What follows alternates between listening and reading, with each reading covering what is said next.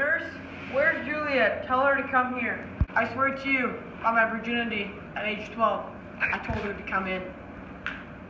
You phone, who this? Your mother. What's up? Go away, nurse. We need to talk alone. Never mind, you can stay. You know a lot about her. I know her age, down by the hour. She's not even 14 yet. I'll bet you 14 of my own teeth. I know her as well as she's 14. When's that llama tide coming up? A couple weeks and a few odd days. Whether it's this one or that one, all of the days in the year, on the night of July 31st, she shall be 14. As she and Susan, that as I was saying, July 31st, she will be 14. 11 years ago, since she stopped nursing from my breast. On that very day, I'll never forget it, I had to put that bitter wormwood on my breast as I was sitting in the sun under the wall of the Dove House. You and your husband were in Mantua. Boy, did I have some memory. But like I said, when she tasted that bitter wormwood on my nip, that pretty little gaffer got combuzzled and started to scrap with me teeth. Then the Dove House shook with the earthquake. There was no need to tell me to kick rocks. That was 11 years ago. By that time, she could stand, she could run, and waddle all around. I remember, because she had cut her forehead just that day. Before my husband passed away, rest in peace, he was a happy man. When she fell that day, he picked her up and asked her if she fell on her face, and said, "Honey, when you're smarter, you'll fall on your back." And she stopped crying. I bet if I lived 1,000 years, I'll never forget. Won't you, Jewel? He said, and the little gaffer stopped crying and said yes.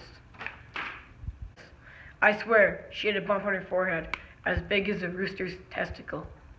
It was a painful bruise, and she was crying, yes. Said my husband, "Did you fall on your face? You'll fall backwards when you grow up, won't you, Jewel?" And she stopped crying and said yes. I'll never forget that.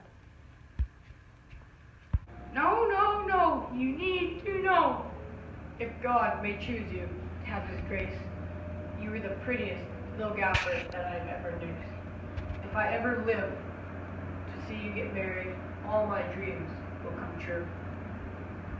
Marriage is exactly what we're here to discuss. What do you think of it? I never thought of it, to be honest with you. If I weren't your nurse, I'd say you have sucked the wisdom from the breast that fed you when you were just a little gaffer. Well, start thinking about marriage now. Here in Verona, there are girls younger than you that are already mothers. I was already your mother at just about your age. While you were still a virgin, well, then, I'll say this quickly.